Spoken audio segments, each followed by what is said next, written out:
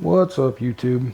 It's been a while since I've made a video. I actually had a viewer who contacted me via email just to make sure that I am still alive, and I promise that I'm still alive. Basically just been extremely busy, and it's been so long that I've made a video that now I'm going to have to get used to staring right there instead of right there, because then it looks like I'm looking off to the side in my camera, which is weird. Anyhow, I've had plenty of videos, well, video ideas, things that I could have done, and then either it would just elongate the process, or it's a lot of work to do these. It really is. And I'm not monetized. I've never been monetized, so it's not like I'm doing this for anything more than fun and just sharing the experience. But so my video idea for today is, I thought I had somebody pulling in here.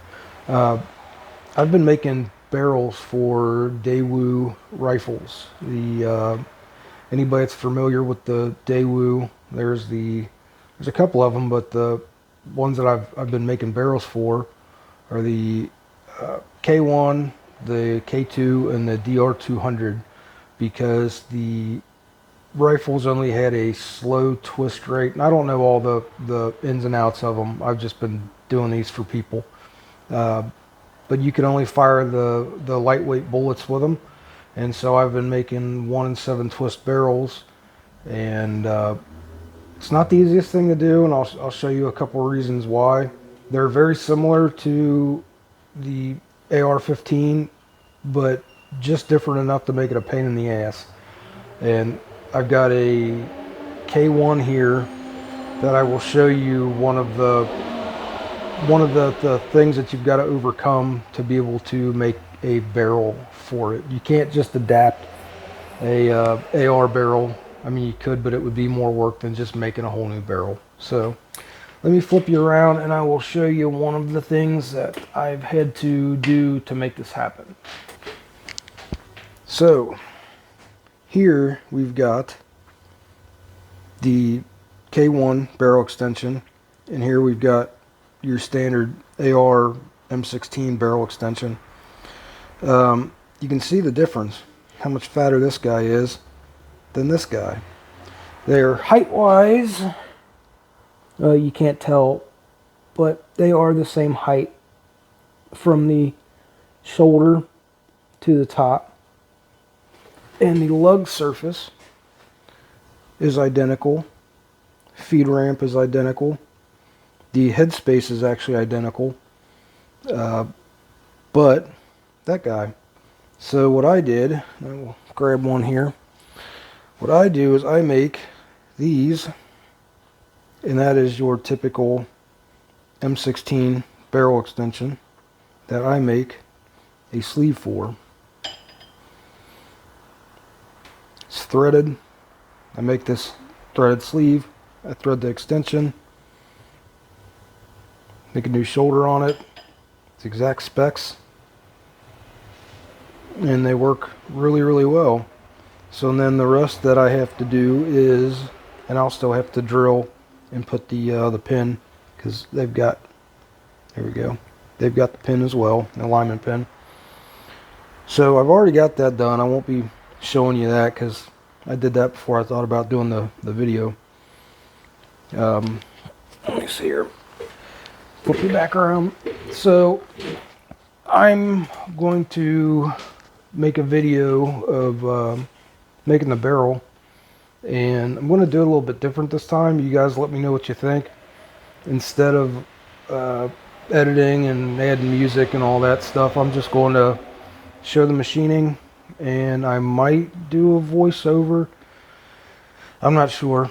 I'll decide when I do the editing, but I'm most likely just going to show the machining process and maybe speed up the footage a little bit and let you guys hear the noise of the machines, and that's it. So stick around and I'll get everything set up, and I'm not going to explain anything. I'm just going to do it, and that way you can see what I'm doing.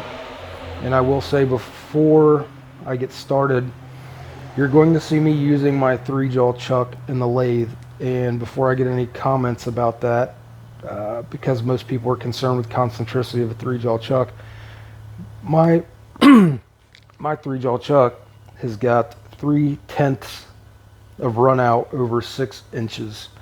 And that's because when it was brand new, I ground the jaws on it, and I really lucked out. I mean, the thing's so good, you can use it in place of collets. So, going to be using my 3-jaw throughout this whole process, and the thing will be dead nuts concentric. So stick around, and hopefully enjoy this. Okay, so right here, I've got the barrel blank in between centers because when the rifling's done, the rifling is drilled and reamed and rifled completely straight, mostly. They're usually air gauged to make sure, but the OD of the barrel blank is usually not concentric to the bore. So I'm turning it between centers here, and I'm going to get the OD concentric with the ID, and then that way every time I put the barrel directly in the chuck, everything will be concentric. So I'm kind of messing with my speeds and feeds here until I get a good chip, and then once I get that figured out, because every material is a little bit different, and then make headway a lot better with it.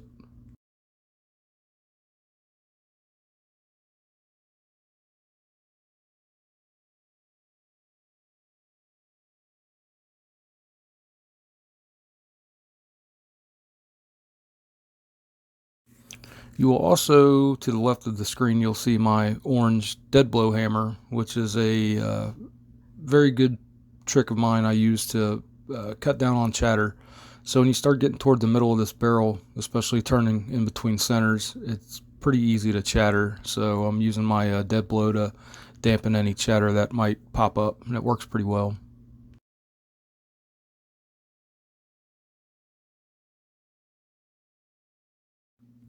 And over here, I'm just starting on the other side of the barrel, so I'm going to meet up for my last cut from the one half of the barrel to this side and get everything nice and trued up and concentric, and that way I'll have a nice straight blank that I can start on and do the rest of my work with.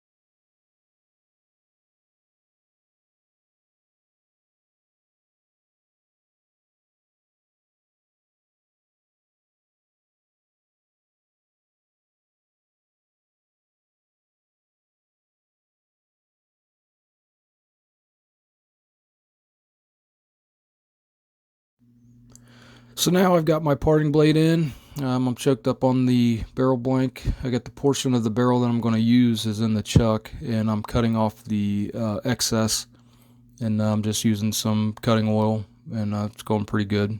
So I'll get that cut off, and then I will get it faced off.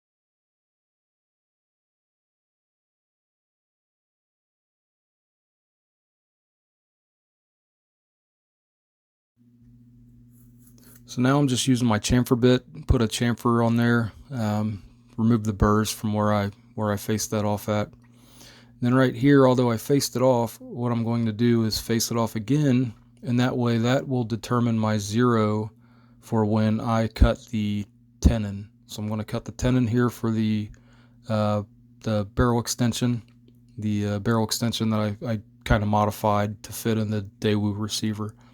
So that just determined my zero, and then I will use my uh, dang it, what's it called? I use the uh, indicator on my ways to figure out my tenon length. So I'll get that set and re-zero that, and then I know where to cut to for my tenon length, and it'll be spot on.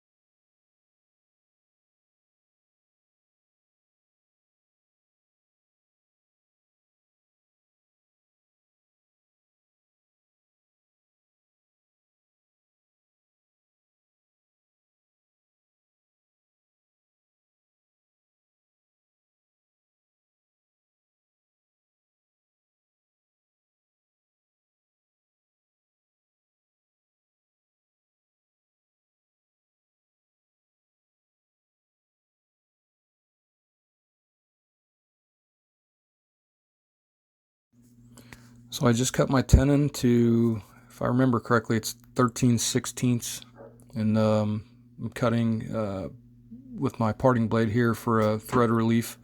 That way when I thread, I think it's 16 TPI, I got a place for my threading insert to fall into.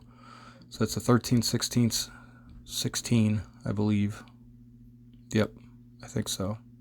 I don't know, I'm at home now. It's been a long day. But so I'll chamfer the end of that there, and then I will start threading, and you'll see that. It'll take a little bit to get a good fit.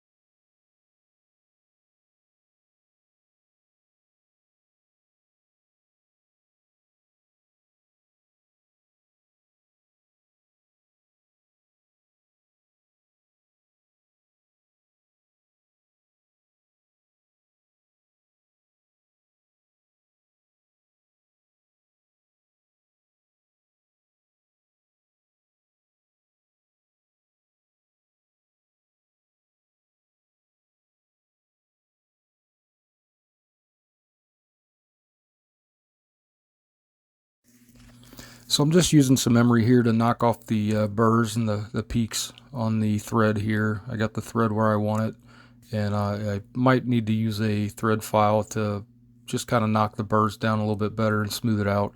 But I've got my barrel extension to where it's a pretty good fit here. So it meets up pretty nice and snug, and it's a good fit and not loose.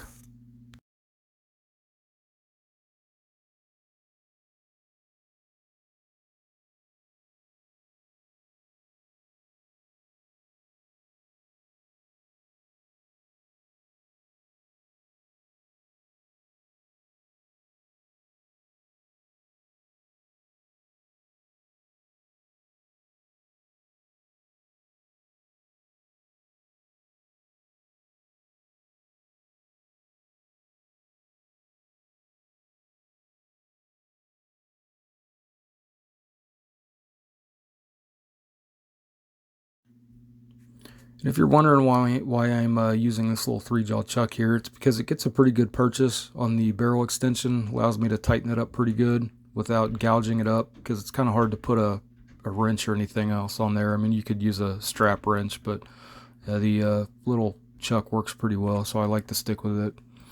And then what I'm doing here is when I made that sleeve, that threaded sleeve for the barrel extension, it kind of sticks proud of the surface, so I'm just um, using my tangential cutter here that I made to face that off where it's even with the barrel extension.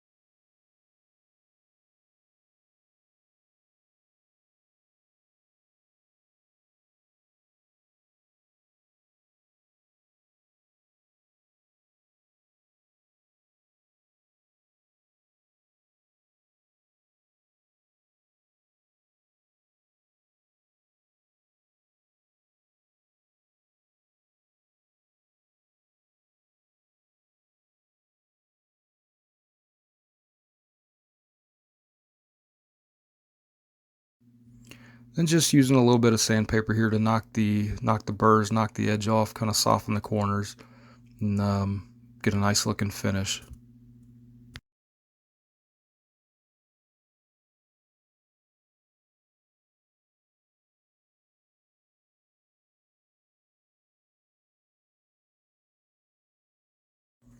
So now here we're starting on the actual contouring, and I've got a decent amount of material that I'm going to be removing here, and I'll do some checks along the way to get to my diameter. But you can see I'm starting to bunch up a big old clump of chips. So I'm going to back off there, and I'm going to adjust my speeds and feeds until I get a good chip and nice surface finish with it.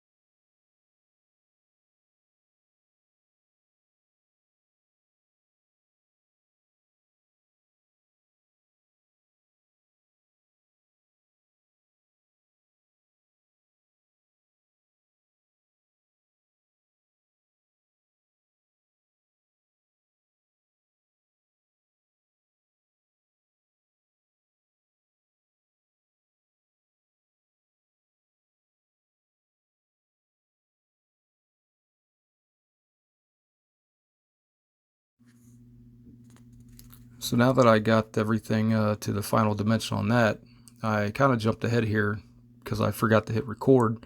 But what I did is I set up and did some measurements for the shoulder distance from the barrel extension uh, to the shoulder distance for where the gas block meets up to. So I got to take my time on this because you definitely don't want to. If anything, you want to go a little bit over, but you don't want to go under here because if you do, you've pretty much ruined your part.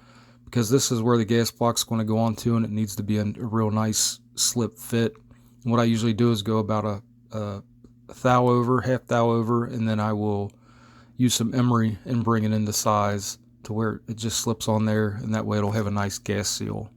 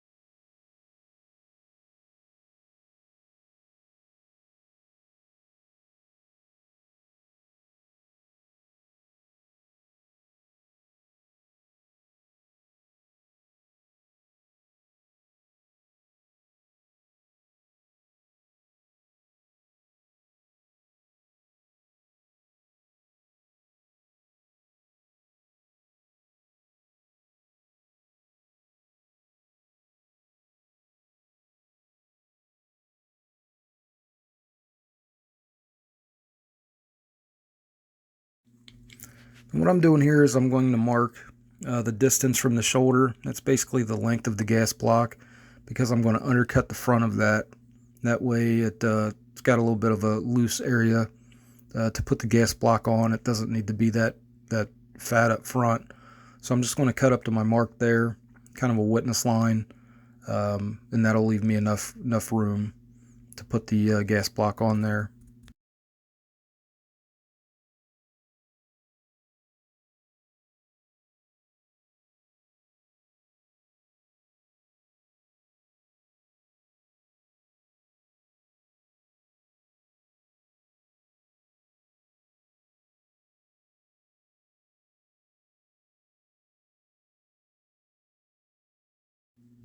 And what I'm going to do here, I'm going to actually traverse the lathe the opposite direction.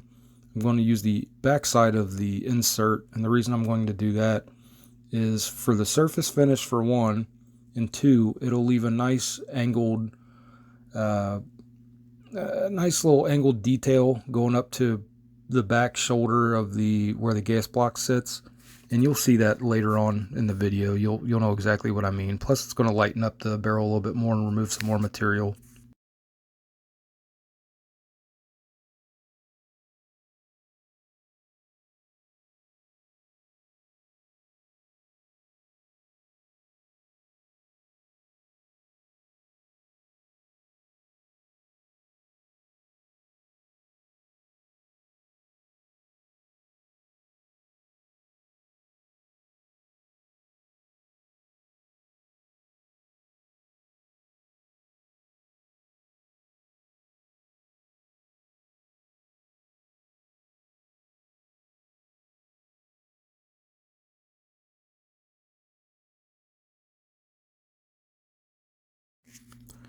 Then here I am just taking this back portion of the barrel where it's in front of the, not the tenon, the barrel extension. I'm just taking that to its final diameter, and then I will taper in and contour everything else to the major diameter of the smaller diameter of the barrel. And you'll see what I mean here in a minute.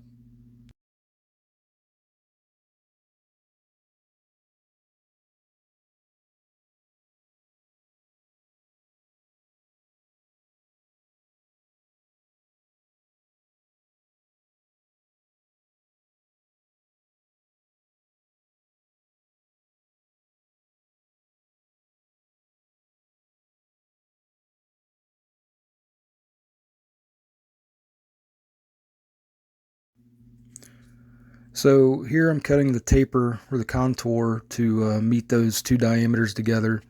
And when you've got your tool turned in such a funky way, you're not going to be able to engage the chip breaker. And when you can't engage the chip breaker, you're going to get a big old squirrel's nest of chips, which is kind of a pain. Now, I could use a different tool and do away with this, but it's really not that big of a deal. It doesn't take that long, and I can just keep clearing the chips out of the way. But it gets the job done, and it'll look good when it's finished.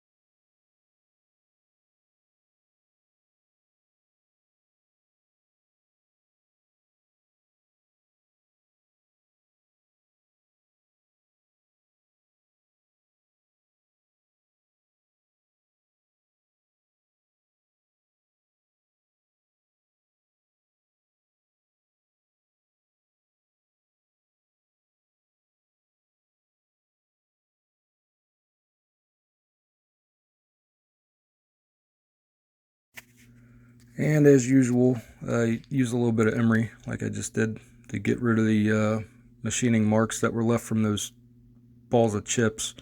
And then right here, I am cutting a 11-degree target crown, and I won't take it all the way to the edge of the barrel because that diameter of that barrel right there is about probably about 600 thousandths, and it needs to be 495 to cut the minor or the major diameter for the half 28 thread that I'm going to put there here shortly. So now I'm getting my my weigh indicator. That's what I was looking for earlier. I was at a loss for words.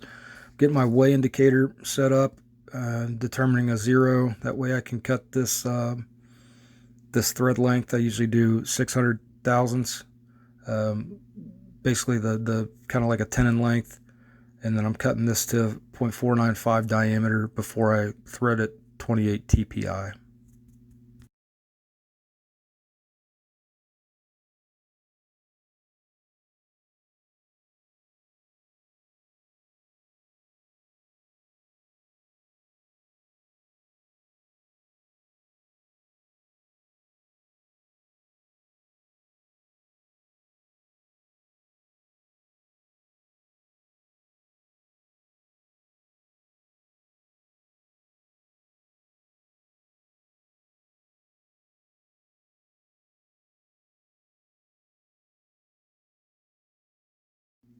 So same thing as I did with the tenon, the barrel tenon at the back for the barrel extension. I'm just using the parting tool from undercut. That way you've got a thread relief place for the threading insert to end at and be able to finish your cut here before I start the 28 TPI cut.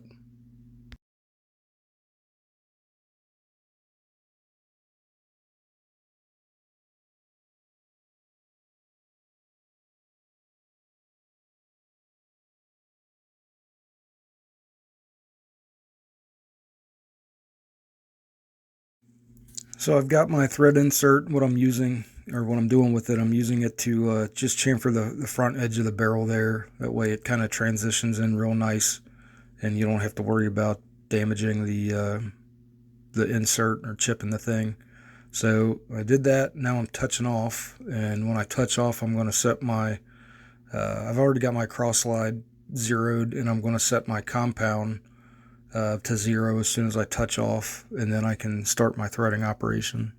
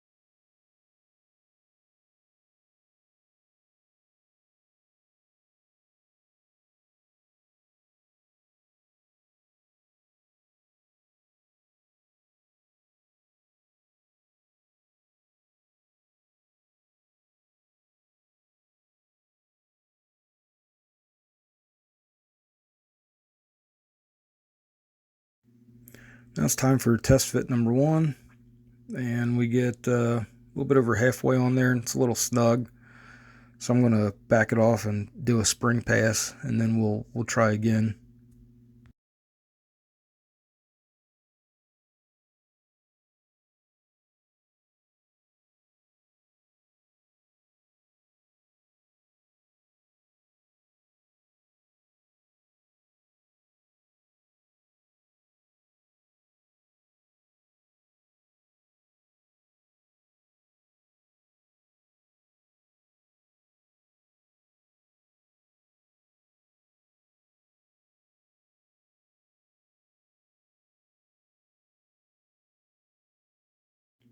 Here we've got test fit number 2, and it's getting a little bit better, but we start getting near the back there. It's still a little bit snug.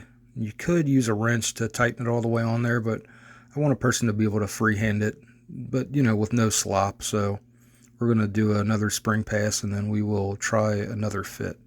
And a lot of times if I'm cutting a weird thread that I don't have something to trial fit on to use as a gauge, I'll measure over thread wires to be able to hit a spec. But I've got a muzzle device here that I'm able to use, and it's going on there real nice now. So I am happy with that. I'll turn it on. You can see how concentric it is. And then we're going to get started here on this gas block. So we've got to remove this rivet here, because I'm going to be putting a bayonet lug on there, and I'm going to have to mill off these tabs, these ears. So I'm removing this rivet here, and we'll get that out of the way.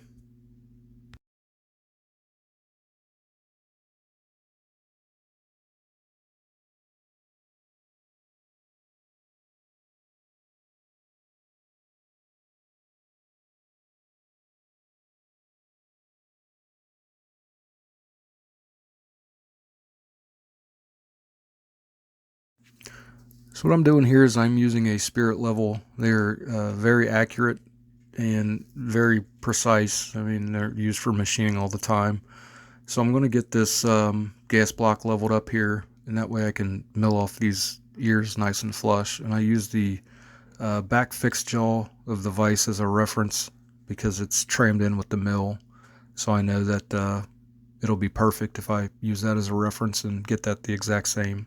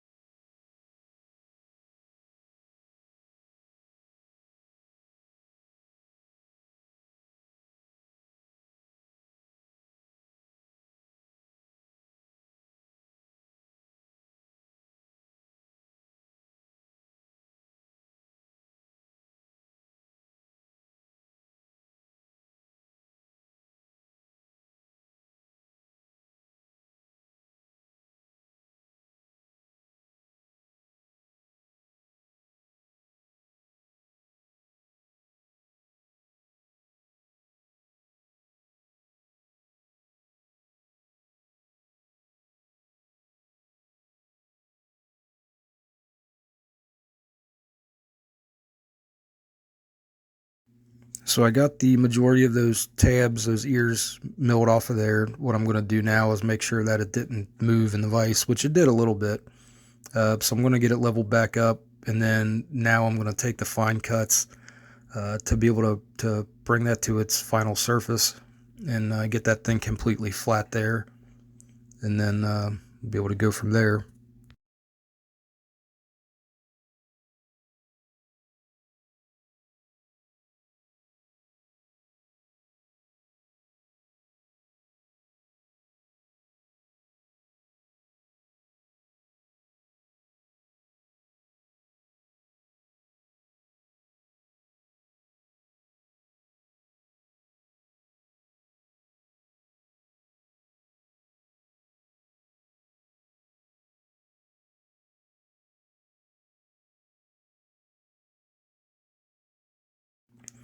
Now I'm just using it's actually a lathe file here that I'm using to make sure everything's nice and uniform and get it all uh, flattened in. And then I'll use a little bit of sandpaper here and break the rest of that finish that's on there just to get it nice and flat.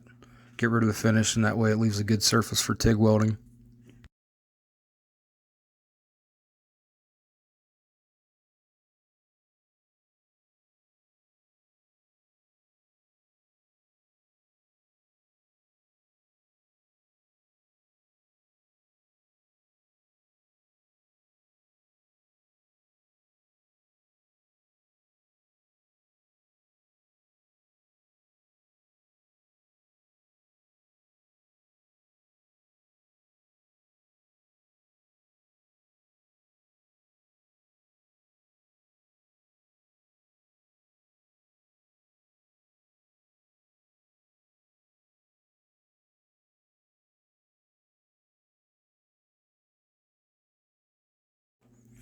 So now I'm going to fiddle around with this thing with the clamp and get the lug, the bayonet lug, clamped in, get it centered up. You can eyeball it pretty well.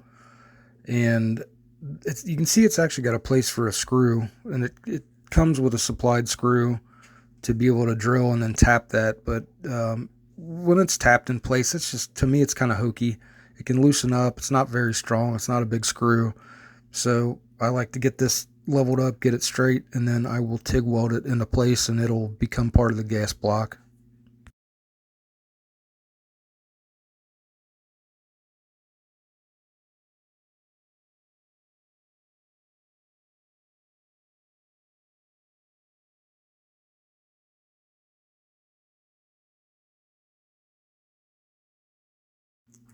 So now it's time to do the TIG welding. I got everything set up, kind of an awkward little angle there. But you can see I dropped the first little spot weld on there, and I'm too cool for gloves, so we're not going to use those guys. We don't need them. And it'll turn out all right.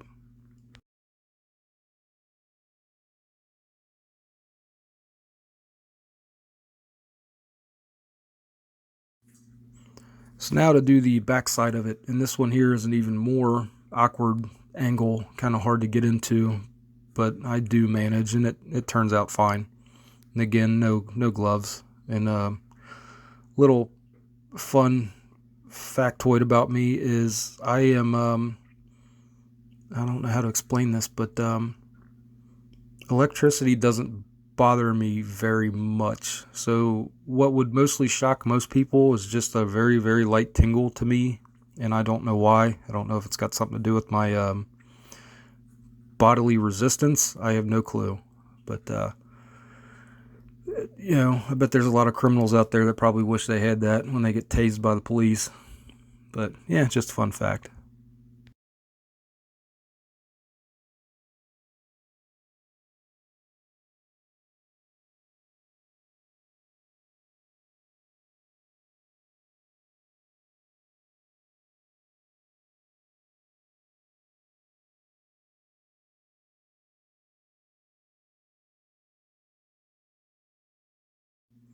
So you can see now we've got that TIG welded in place. It's hot. You can see I used a glove that time, but for the heat. And now we are drilling out the chamber end of the barrel. We'll go about an inch deep. That's to get rid of the majority of the material. That way my finishing reamer reamer can act as a roughing reamer. It won't have so much material to get out of the way, and this is pretty fast and easy, and it cuts the chambering and reaming time down. I mean, probably by 75%.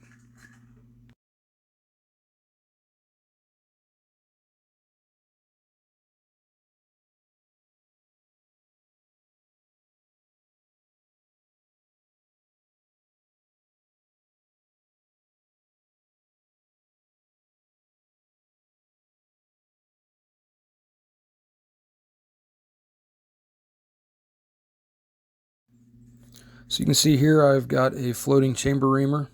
I've got the reamer all set up. I've got cutting fluid. You want to use plenty of that. Cutting oil, same thing. Well, not necessarily, but you want to do that. Clear the chips often. I usually blow the chips all the way down through the barrel, which makes a mess of my spindle and my lathe because all those oily chips get in there, so I'm always stuck having to clean those out afterwards, which is fun. But you can see I keep clearing the chips off the reamer. Hog some material out at a time, making sure that they don't pack up the flutes of the reamer. And you can usually feel and you can see what the chips are doing, so you know not to get it clogged up, because if you do, you'll gouge up your chamber and you can seize the reamer up in there and then break it off. And ask me how I know that. There was a trial fit of the round just so I can kind of keep track of how far I am. So we'll keep on reaming the chamber out, and then as I get close, I'll do little by little at a time, and then start checking my headspace.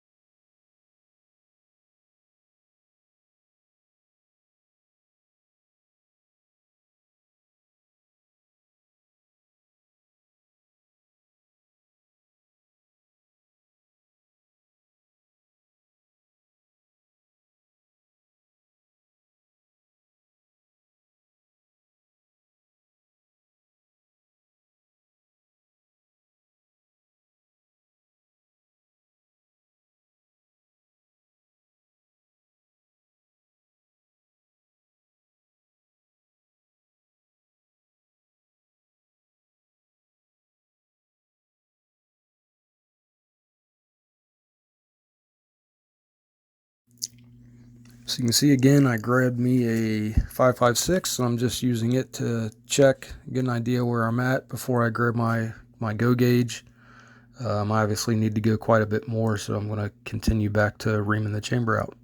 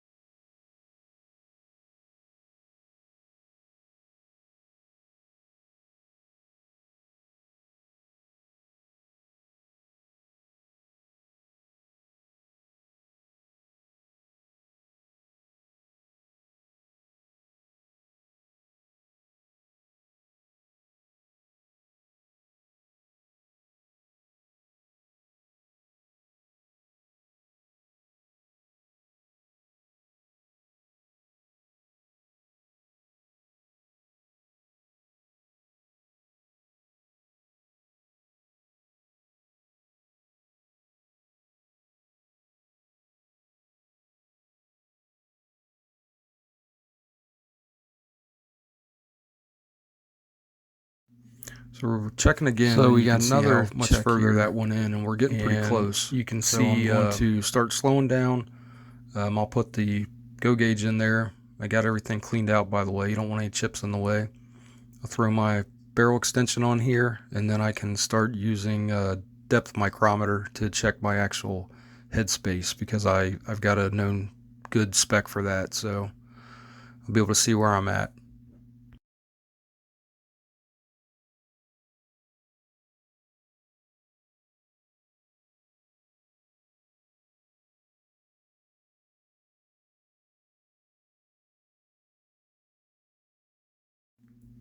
So I'm still shy from my final headspace. So I pulled out that go gauge, and I'm going to cut a little bit deeper, and I'll keep measuring as I go. And you'll see this same thing over and over again. You'll know when I get to the final headspace.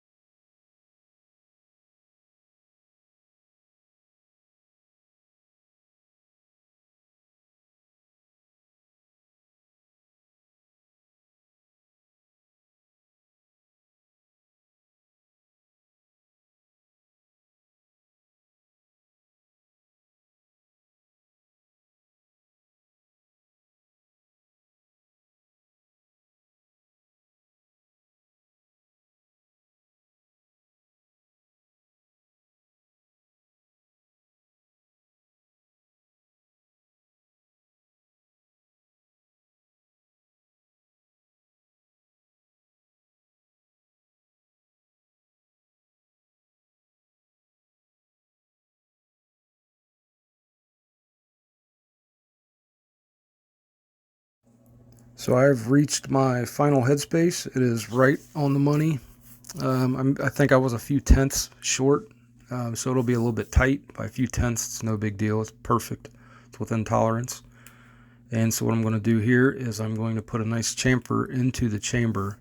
And any of you guys that have any 350 Legends out there that want to bend up your brass and bunch it up and won't chamber properly, that's because this wasn't done good enough or properly on your chamber. I've run into that quite a few times. So I use my chamfering tool. Then what I'll do is take some real fine sandpaper there and round that edge, make a real nice corner, break all the edges on that, and that way you won't have any feeding problems.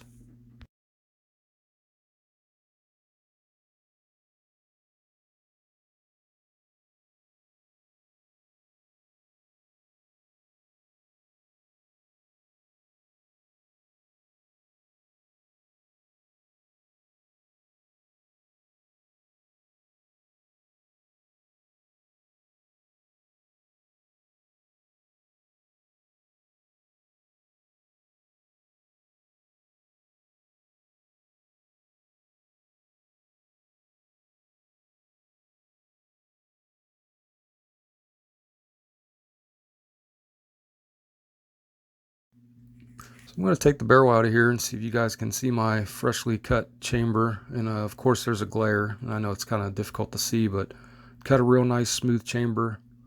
And what I'm going to do is I'm going to put this guy back in here, and I will take some emery. And I think, if I recall, in between these scenes I took the barrel and completely cleaned it out, swabbed it out. Yeah, and I did. I took some emery to the chamber too, because you don't want a perfectly shiny chamber. You want the brass to have something to grab onto. So what I'm doing now is using some green Loctite, and that barrel extension is going on for good now. And with green Loctite, it will never come off again. So not only does it get the green Loctite, but it's also going to get drilled and then it's going to get the alignment pin that'll go through the barrel extension sleeve, the barrel extension, and into a blind hole into the barrel, where they will all become one and never move.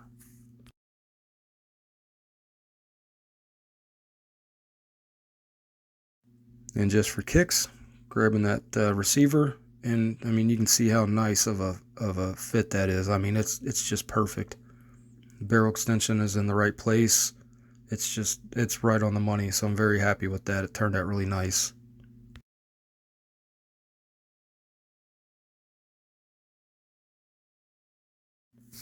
So what I'm doing here is I'm getting the barrel and the extension. I'm getting it situated and getting it centered. I'm going to use an edge finder, get the thing centered, and find the 12 o'clock position to where that pin is going to go. So got a couple different techniques to do that. The pin has to be in the exact right place to make sure that everything's lined up. And there's a bunch of measurements that I've taken in the past and have written down. So I'm just getting that done here, and you'll see I'll get that set up, center drilled, and then reamed to be able to install that pin.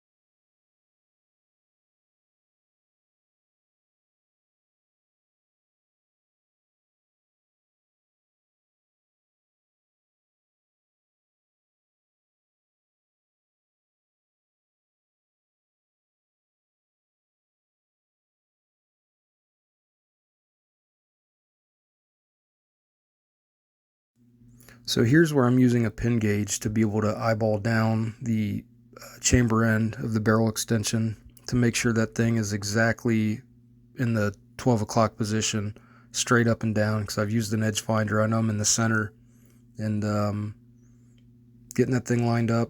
And then when I do that, I'll be able to touch off of the shoulder of the barrel extension, and then I know exactly where my hole needs to go for my pin.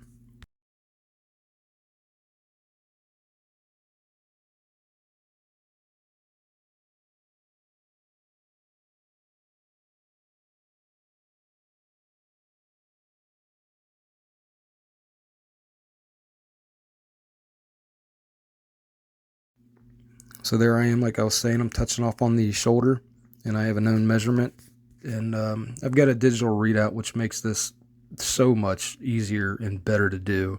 You don't have to worry about backlashing the dials and all that stuff that used to be a real pain. So now I'm centered over to where I need to drill, and I'm going to also throw there we go, an adjustable parallel to support that back end, since I'm going to be putting downward pressure with the drill. Then I'll get my center drill, and then drilled hole, and then reamed.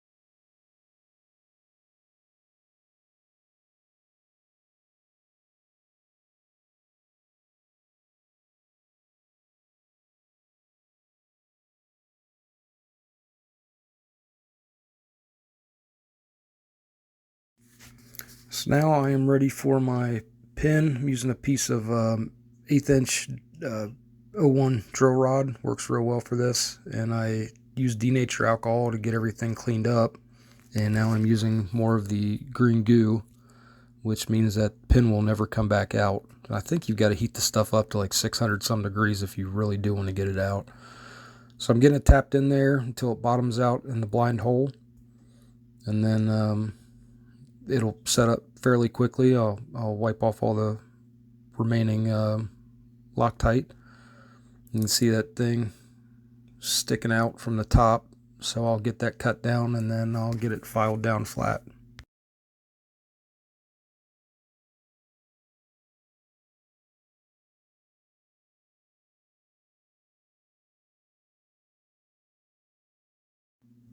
And I'm just doing a test fit, and it's such a nice fit that I think there's a little piece of grit or hair or something in there. It's keeping it from going in, so now it slides in nicely and the pin fits perfect. So I'll remove it and I'll get the excess cut off, and then I'll get it filed down.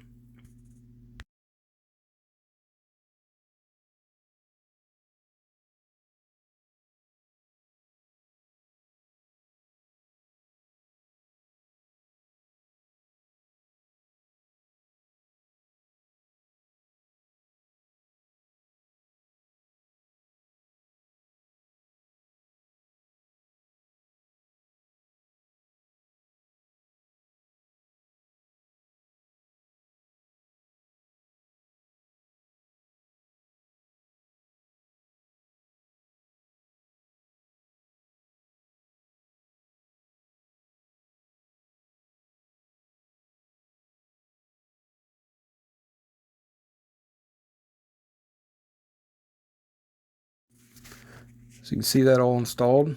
Looks like a finished barrel. And now the gas block, the fitment on that guy is perfect.